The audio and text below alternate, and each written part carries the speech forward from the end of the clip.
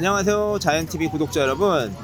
원리를 찾아서 원리추 추동훈 기자입니다. 자, 제가 지난주에 뉴욕으로 드디어 건너왔습니다. 이곳은 뉴욕 맨하튼에 있는 브라이언트 파크고요. 보시면 아시겠지만 지금 여기에 있는 분들은 대부분 마스크를 쓰지 않고 있습니다. 델타 변이가 미국도 지금 굉장히 확산되고 있는데 그럼에도 불구하고 코로나를 잊은 듯한 분위기입니다. 앞으로 저는 뉴욕에서 월가의 소식을 항상 생생하고 빠르게 전달해 드릴 수 있도록 애를 쓸 거고요. 월가의 리더들 그리고 월가의 리딩 기업들을 잘 찾아서 발굴하고 소개시켜 드리도록 하겠습니다. 자, 뉴욕에서 전해드리는 원리를 찾아서 첫 번째 이야기는 바로 테슬라입니다. 자, 테슬라에 투자하는 여러분들이 알아야 될 8가지 지금부터 시작합니다. 첫 번째, 앨런 머스크는 테슬라를 창업하지 않았다. 테슬라면 앨런 머스크면 테슬라. 모든 투자자들은 테슬라와 앨런 머스크를 동일시합니다. 스티브 잡스의 애플 그리고 빌 게이츠의 마이크로소프트와 비슷하게 말이죠. 그런데 이 테슬라를 앨런 머스크가 창업하지 않았다는 사실 알고 계셨나요? 테슬라는 마틴 에버하드와 마크 타페냉이 공동 창립한 회사입니다. 페이팔이나 스페이스X처럼 앨런 머스크가 직접 창업한 회사들도 있지만 테슬라는 그가 창업한 회사가 아닙니다. 앨런 머스크는 테슬라의 초기 투자자였습니다. 근데 이 회사를 보면 볼수록 매력적인 거예요. 그래서 지분을 늘려 최대 주주가 되고 엔지니어를 고용하는 등 계속 경영 일선에 참여하기 시작합니다. 창립자 마틴 에버하드가 CEO직을 잠깐 맡기도 했는데 실적 부진을 이유로 결국 쫓겨나 버리고 앨런 머스크가 직접 CEO가 됐다는 사실 여러분 알고 계셨나요? 결국 기술과 아이템도 중요하지만 위대한 경영자가 기업을 어떻게 바꿀 수 있는지를 보여주는 대표적 사례라고 할 수 있습니다. 줄어든 시장 점유율, 불안한 1위. 테슬라 주식을 사고 있으시다면 테슬라가 얼마나 많은 자동차를 판매하고 있는 정도는 알아야 되겠죠. 자, 시장 조사한 기관 S&E 리서치가 최근 발표한 자료에 의하면 테슬라는 올해 상반기 39만 2천 대의 전기차를 팔았습니다. 시장 점유율 1위를 지키고 있죠. 2020년 같은 기간에는 18만 1,600대를 팔았는데 그보다 약 2배가량 늘어난 셈입니다. 그런데 시장 점유율은 작년 27.7%에서 22.2%로 오히려 5%포인트가량 떨어졌습니다. 전기차 시장의 파이 자체가 커졌지만 그만큼 시장 경쟁도 치열해졌다는 뜻이죠. 자, 그럼 경쟁자들이 어떤 데가 있는지 한번 살펴볼까요? 먼저 BMW나 벤츠, 포드나 도요타 같은 전통적인 기업은 아닙니다. 자, 2위는 GM과 상하이 자동차, 우링이 합작한 상해 GM 우링입니다. 무려 19만 1,900대를 팔아 전년 대비 1,388%가 성장하는 놀라운 성장률을 보였죠. 이어 3위 역시 중국 자동차 회사 BYD로 96만 대를 판매했습니다. 우리나라 대표 기업 현대자동차도 순위에 있는데요. 약 5만 대가 넘는 자동차를 판매해 총 글로벌 6위를 기록했습니다. 여러분 시계를 돌려 2020년 첫 주식 거래일인 1월 3일 테슬라 주가를 한번 살펴볼게요. 얼마쯤이었을까요? 뭐 한 400불, 300불 이렇게 예측되시나요? 놀라지 마십시오. 정답은 88.6달러입니다. 불과 2년도 안 된 시간이었는데 말이죠. 2021년 거래 첫날인 1월 4일은 어땠을까요? 또 놀라지 마십시오. 무려 729.77달러입니다. 즉 2020년은 테슬라 투자자들에겐 천국과 같은 해였습니다. 이렇다 보니 너도 나도 테슬라 주식 담기 열풍이 불었습니다. 하지만 너무 많이 오른 탓일까요? 이후 테슬라는 기나긴 조정장에 들어갑니다. 게다가 앨런 머스크는 상반기에 비트코인과 도지코인의 이슈몰이에 나서며 투자자들을 불안하게 만들었죠. 그 결과 5월 9일 테슬라 주가는 연중 최저가인 563달러까지 빠지면서 투자자들에게 큰 멘붕을 안겨줬습니다. 5월 이후 서학개미들이 테슬라를 외면한 이유가 바로 주가 하락 때문이었죠. 그런데 테슬라는 또 조용히 힘을 냈습니다. 그래서 현재 테슬라 주가는 결국 700달러 고지를 돌파해 최고점 대비 80% 수준까지 회복했죠. 자, 한국 사람들은 더 이상 테슬라를 가장 사랑하지 않는다. 올해 상반기 해외 주식 거래액은 2,612억 달러, 약 300조 원에 달하며 역대 최고치를 기록했는데요. 이처럼 역사상 유례없는 해외 투자 물결의 중심에는 테슬라가 자리하고 있습니다.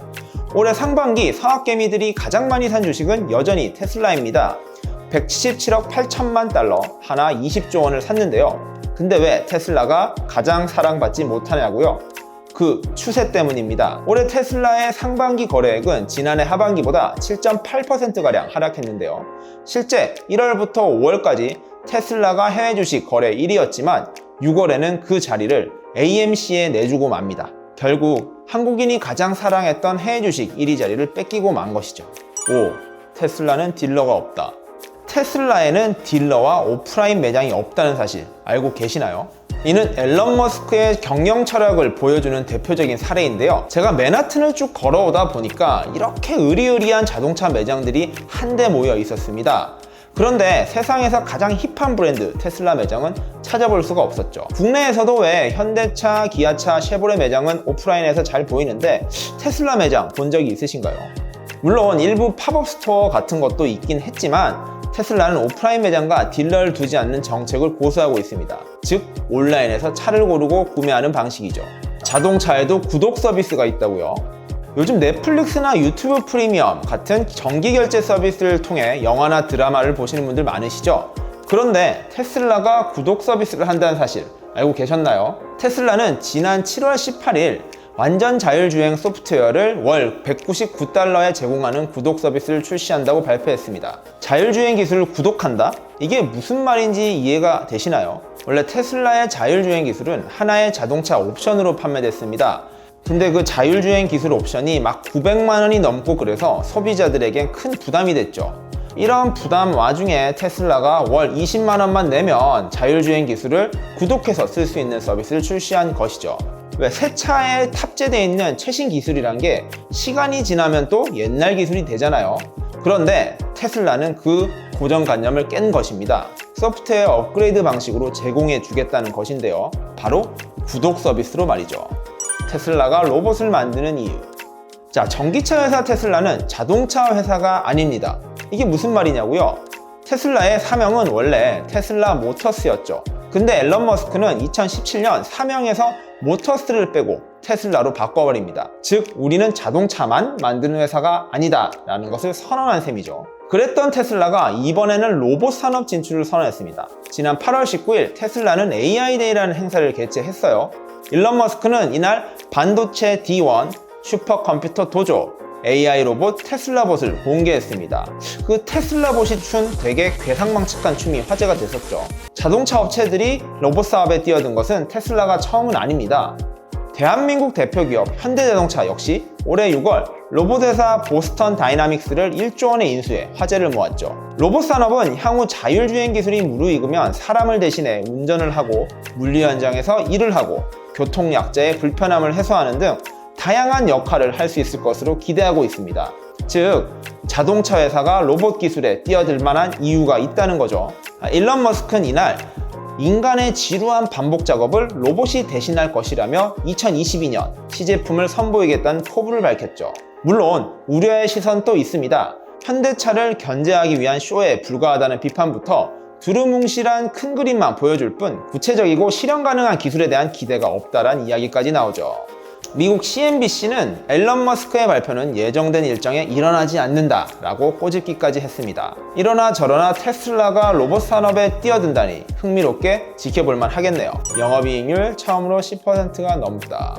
2021년 2분기 11%의 영업이익률로 처음으로 10%를 넘었습니다. 혁신에 대한 기대감과 달리 돈을 벌지 못해 불안감을 줬던 테슬라가 이제는 본격적으로 돈을 벌고 수익을 내기 시작했다는 뜻이죠. 특히 이번 2분기 자동차 부문 영업이익률은 무려 28.4%로 전통적인 자동차 제조사를 압도해버렸습니다.